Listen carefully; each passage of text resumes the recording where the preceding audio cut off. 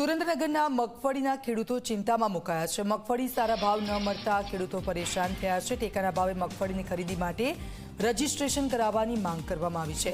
સાયલાના કેસરપરાના ખેડૂતોની સરકાર પાસે માંગ છે।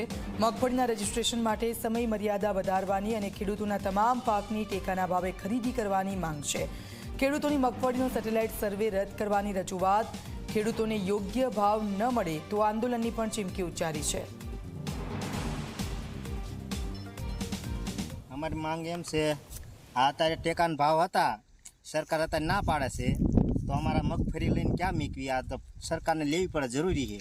हमारे एम से मांग एवी है कि आ मगफળી रही खेडूनी मगफળી कायदेसर सरकार ने लेवी पड़े।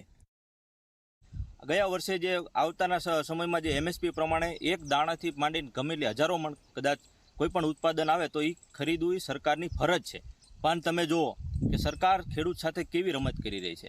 એક તો મગફળીના રજીસ્ટ્રેશનના નામે ખેડૂતને લાઇનમાં રાખ્યા, રજીસ્ટ્રેશન થયા બાદ પણ એ લોકોને સેટેલાઇટ ઉપરથી એવું કહેવામાં આવ્યું કે સેટેલાઇટમાં તમારે ત્યાં મગફળી નથી પાકતી, નથી દેખાતી, જેથી તમારું રજીસ્ટ્રેશન કેન્સલ થાય છે।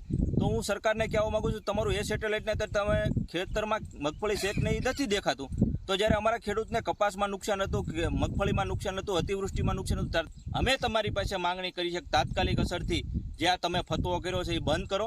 એક દાણાથી માંડીને હજારો મણ જે કંઈ ખેડૂતને પાકે એ લેવી તમારી ફરજ છે એમએસપી પ્રમાણે।